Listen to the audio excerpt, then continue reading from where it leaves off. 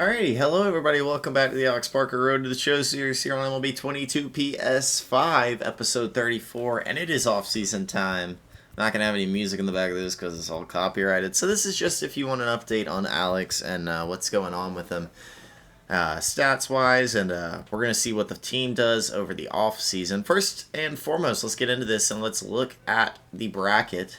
In the AL, Minnesota Yankees is the wild card game. White Sox, Tampa Bay is the ALDS. And then Houston gets that wild card winner. On the other side, it's Atlanta and the Dodgers in the NLDS. Seems like we've seen this before, usually in the NLCS. For San Francisco, Milwaukee in the wild card. And the winner that will go on to face, actually, Cincinnati had a really good year. But before we do all that, let's look into what Alex did on the year. He's up to an 83 overall. We're a gold archetype with a pretty decent stats. We're at 40 out of the 100 needed to do this diamond archetype, which I'm sure we'll get relatively early in the next season. Plus we have a diamond perk on the way, which is nice. Anyways, statistics-wise, Alex is pretty solid right now. He's great in the field, absolutely phenomenal in the field. If you look at the caps right there, the 87 fielding, that's actually 95. Arm strength is actually 81. Accuracy is all the way up at 100. Reaction 97 or so, and then the speed at 95. He's so fast. Hitting wise, he's getting there. He's trying a lot harder recently. In 210 at bats in the MLB, Alex ended up getting 50 hits, 7 doubles, 3 triples, 7 homers on 23 RBIs, 17 walks, struck out 54 times, still 20 bags with a success rate relatively high. Hit a 238 average and just above a 700 OPS with a 707. And only made 2 errors in the field with basically a 99% fielding percentage, a 1.4 WAR, and ended up just having a really good season in general. Played phenomenal. Towards the end, was struggling hitting early, but found his footing later. And of course, he'll find his footing even more in year 2. The 19-year-old out of North Carolina will look to have an impressive rookie season, hopefully. But yeah, that's basically what Alex did in the MLB. We can look at what he did in AA, actually. If we really care about that, I know some people do. In AA, 75 games, 305 average, or 305 at-bats. We had 370, 17 homers, 71 RBIs. And then AAA, only a 256 average, but 6 homers and 43 at-bats is pretty impressive with 13 RBIs. Not as much success in the MLB, but of course it is the MLB. Things are a lot tougher, and we are fielding first, shortstop first and foremost. So that's kind of what's going on with Alex. What about the rest of the team? We'll look through, actually we'll do it the roster way. Pitching-wise, our starters really weren't that bad, 1, 2, 3. They were actually really solid. Our 4 and 5 got a little shaky, especially with Jaime Barria. Hopefully Reed Detmers is on his way up and can make something happen. Other than that, though, there's not too much potential in that area. Patrick Sandoval, though, I do like this guy. I think he'll be decent. Plus Shohei, Noah Syndergaard, Patrick Sandoval, and then hopefully Reed Detmers. Relief-wise, Aaron Loop had a decent year. Actually had a decent amount of saves. The pin wasn't terrible. It really wasn't. And then Raisel Iglesias really wasn't that bad. Potential-wise, this team is in a bad spot, though. Austin Romine is our catcher. And he had a terrible year. Michael Cruz is the other catcher. He did not have a great year. We don't have anybody on the way up. Jared Walsh dislocated his ankle pretty late in the year. Played 130 games and ended up hitting 275, 27 homers, 75 RBIs with an OPS at 850. Very similar to last year. Good first baseman for years to come. We had 3 second basemen in the MLB at the end of the year. One of them being David Fletcher, who had a decent year, hit really bad with RISP. Then Madrigal, with absolutely no pop in his bat, only hit 2 homers but hit 277. And then we had Michael Stefanik, who came up at the end of the year and played a decent amount of first base for us and was a decent replacement, at least for the time being. Adrian Placencia, we need him to come up relatively soon. He could be a nice little addition to our middle infield, or at least we just need him to get better.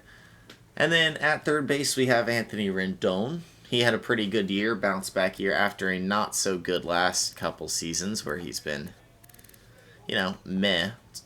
But no, absolutely no potential at this position either. And Rendon's not young, so that's not exactly good. At shortstop, of course, it's going to be Alex Parker for a long time here. Alex, an 83 overall shortstop at the age of 18, will be 19, basically 19. We already went over his stats. Tyler Wade is our utility guy, plays all over the field, plays the whole infield, plays the whole outfield. Jeremiah Jackson on his way up soon. He's going to be 23 next year, 66 overall. I don't know. I don't see where him and Bryce Terang fit into the puzzle now that Alex is here. Same with Kyron Paris and Earl Vera. We have a bunch of dudes with potential at shortstop that just aren't going to be able to meet it. Justin Upton is our left fielder. He had a pretty bad season, 208 average, 665 OPS. Justin actually has had a much better career than a lot of people give him credit for, approaching 2,000 hits as a player. In center field, of course, we have the great Mike Trout, who is an MVP candidate. I don't think he won it, but he did perform great. 1045 OPS, 35 homers with 96 RBIs, walked over 100 times, stole 12 bags. Did he make an error? He made 2, actually, and had a 10.3 WAR during the season. This guy's incredible. We're going to have him up till 2030. And I'm down for every minute of that. Magneuris Sierra, I hope this guy gets a little better. He's got a lot of speed out in the outfield, and if he can get his bat going, he might be a little better. Garrett Mitchell, not a bad prospect. We've got some outfield prospects at least. Deshaun Knowles down here, maybe. Not sure. Charlie Blackmon out in right field, a 78 overall. Had a pretty good year, actually, for us. We enjoyed having him here. We got him in a trade over from Colorado, where he hit 762 OPS. Nothing like these years down here where he was, 2016 to 2019, where he was just roping the ball. But still a decent year for Blackmon, and we enjoy having him here. Joe Adell is hopefully going to take his spot soon. He's a 22-year-old, 63 overall, pure speed type of guy. We need him to develop a bat really soon, though, if we really want something good out of him. Okay, that was our team. But if we look at our other guys, we're not going to look all the way around the league, but we'll look at our guys we created. Chance Davis and the A's did not make the playoffs. They were one of the worst teams in baseball, but this starting rotation is really solid, honestly, with Chance leading it, Bassett, Manaea, and Montes. Chance ended up going 15-10, 216 Ks and 209 innings at 2.75 ERA, walked 48 batters, and obviously he's one of the best pitchers in the league. Good for you, Chance. Cam Jackson did not have as much luck. 230 average with 20 homers, 50 RBIs, and 419 at-bats. Did steal 11 bases. He is the future out there in Kansas City. Hopefully he can get it going a little more. As for Adam Turner, he does not quite reach the 30 home run mark. 91 RBIs, 34 stolen bases, a little over 300 average. How many hits on the year? 161. And I believe he might have won the Gold Glove. I'm not sure. An 8.6 WAR. Really good from him. And then Max Hamilton, a 7-12 record, 212 innings pitched, 243 Ks, a 3.39 ERA. Not his best year, but he had a really bad start, so he was kind of recovering from that the entire time. And this Blue Jays team is very good, so we will see what happens with those guys. Let's go ahead and sim the postseason. And the winner is the Astros. How about that? So here is your bracket, I guess. Is a good way to put it. Minnesota actually ended up being the Blue Jays. They did not make the playoffs. And Minnesota lost to the Yankees. Houston beat the Yankees. White Sox swept Tampa Bay, only to go on to lose in 7 to Houston, very much like the Adam Turner series. On the National League side, San Francisco won their game and ended up beating Cincinnati. LA beat Atlanta in 5, and then in the NLCS, Dodgers take it against San Fran in 5, and then the Houston Astros sweep the Dodgers actually to move on. Oh, I forgot about all of the awards. That is so important. My bad. Award-wise, let's do the National League first. We've got Walker Buehler winning MVP. Wow, with a 21-5 record. Second was Bryce Harper, and then third was Soto. Soto had an insane year, apparently, with a OPS at 1048. Harper's OPS 1024. But Walker Buehler takes it out of everybody. And then for the Cy Young, of course, it's Walker Buehler. That only makes sense. The Mets had two guys. Of course, Jacob deGrom dominating, and then Max Scherzer dominates as well. They're both 99 overalls, basically. The batting title goes to Juan Soto. How about Jonathan India really developing into a very good ball player in this game? 1032 OPS out of him. He had a phenomenal season. Giovanni Gallegos is the reliever of the year. Then Jonathan India won the Rookie of the Year in his first full year. O'Neal Cruz, good to see him really get it going. Maybe the Pirates will have something soon. Jonathan India wins it 2 years in a row. Nice. Juan Soto is your Hank Aaron Award winner. And here are your Gold Gloves. Marcell Ozuna did not win a Gold Glove. You have to be kidding me. Look at his arm strength. 40. It's not that good. I mean, I know he won one back in Miami when he was more of a fielder, but geez. Duvall won one as well. I'm a Braves fan, so I like seeing what they do in the series. Duvall had a tough year. Silver Sluggers are as follows. And then here's your postseason MVP, and that is Max Muncy. And moving on, MVP in the American League was Jose Altuve. Wow, 3 Astros in the running for this. That's insane. Justin Verlander wins the Cy Young at age 39. Holy cow. Shohei actually came in second. Then batting title goes to Jose Altuve. Rogers is your reliever of the year. Adam Turner won the Rookie of the Year over Chance Davis and Max Hamilton, which is pretty good for him. Hank Aaron Award goes to Trout. And then here are your Gold Gloves. Adam did not win it out in center. It was Cedric Mullins. Adam had 45 assists, but okay. Adam was probably playing some second base, though, to be fair. And here are your Silver Sluggers. Adam Turner does win one of those. That's awesome. And those are your awards for the year. So let's go ahead and send this thing. Well, let's go into the offseason. Retired players here. We'll skip this. Miguel Cabrera retired for good, and so did Albert Pujols. Both of them over 3,000 hits. 523 home runs for Miggy. 679 for Pujols. Both first ballot Hall of Famers, no doubt. They are incredible, and they will always be remembered as 2 of the greatest first basemen of all time. Good to see them right off into the sunset. We will view our offers, and we will accept something like this. We'll do 1 year for $1.4 million. How's 1.4 sound for you? You must be willing to... Oh, okay.